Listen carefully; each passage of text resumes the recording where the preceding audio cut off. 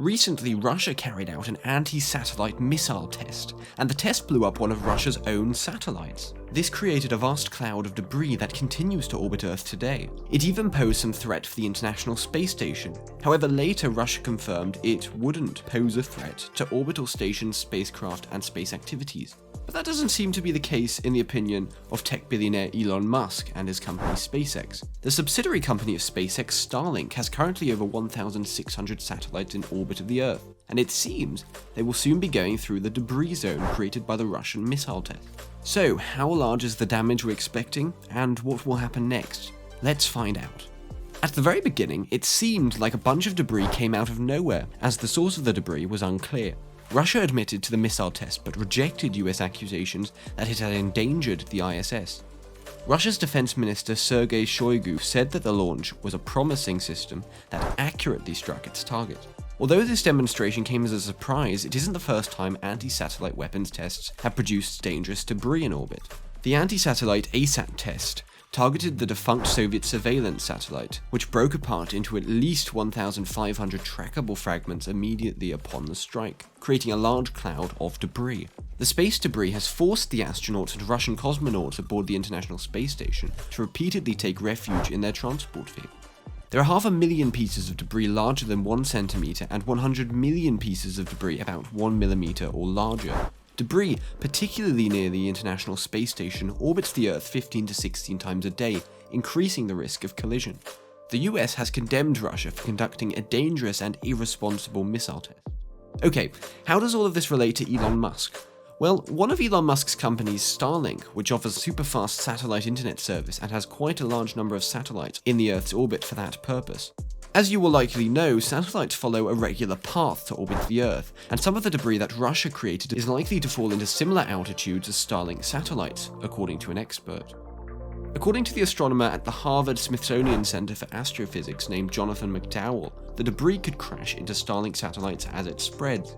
There's not a tiny chance that 1 or 2 of the satellites in LEO, low Earth orbit, get taken out by a piece of debris, McDowell said. So, according to the expert, a couple of Starlink satellites will be affected by the space debris, but Elon has over 1,600 satellites up there beaming up the internet to several areas of the Earth. Compared to that, it's a small number, isn't it?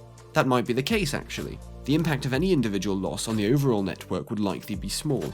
But it seems like Elon Musk already planned this type of situation, and he built the satellites according to a certain plan. The smaller debris could easily incapacitate a satellite. In that case, the satellite would slowly lose altitude and eventually fall back towards Earth, burning up as it plummeted into the atmosphere, causing minimal damage, according to McDowell.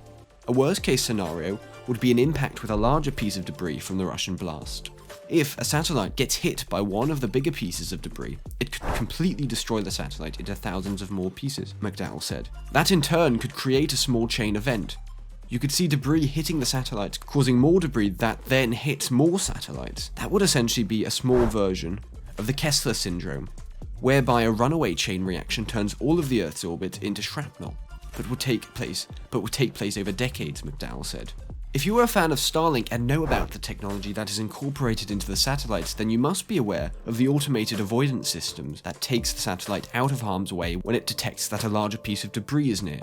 Musk said the satellites his company launches will avoid potential collisions on their own. Satellite experts are happy to see efforts at automation because conjunction reports are only going to increase as more satellites fly. SpaceX isn't responsible for the lack of a real space traffic management system, but as a first mover among companies preparing ambitious satellite networks that far outstrip anything that came before, it is likely to set the tone for how operators and regulators interact. The company chose to fly the satellites at a low enough altitude that if they fail, they will safely burn up in the atmosphere within a year, rather than remaining space junk. Well, if that makes you feel at ease, it isn't time for that just yet.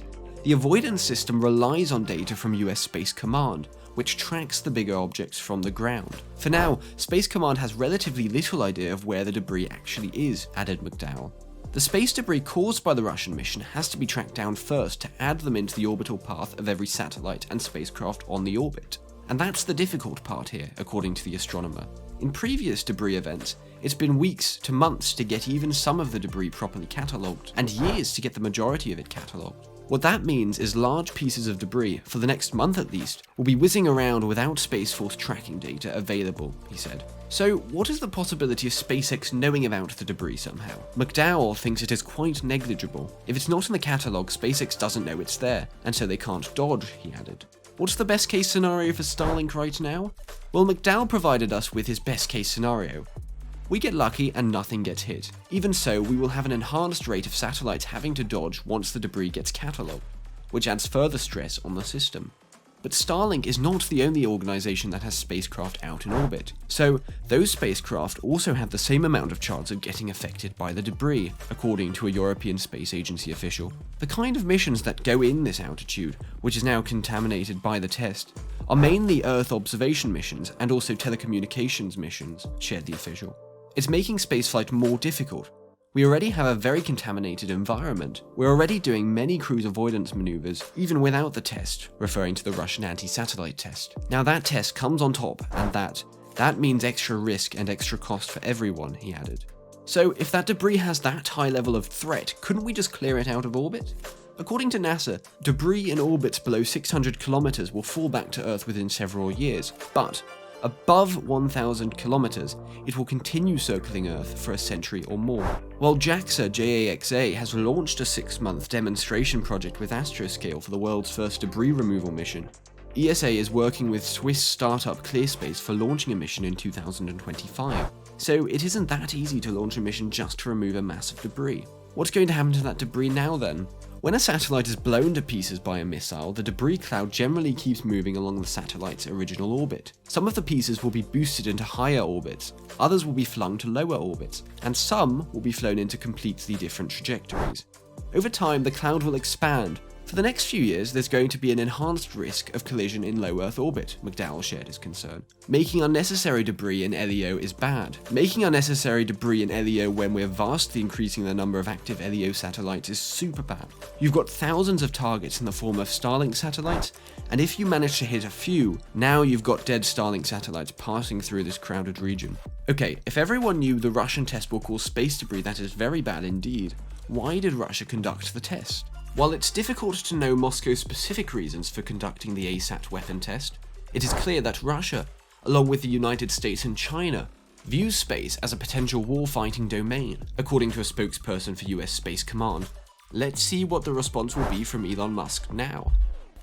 So that's all folks, be sure to like and subscribe for more, and we'll see you in another video. Ta-ra!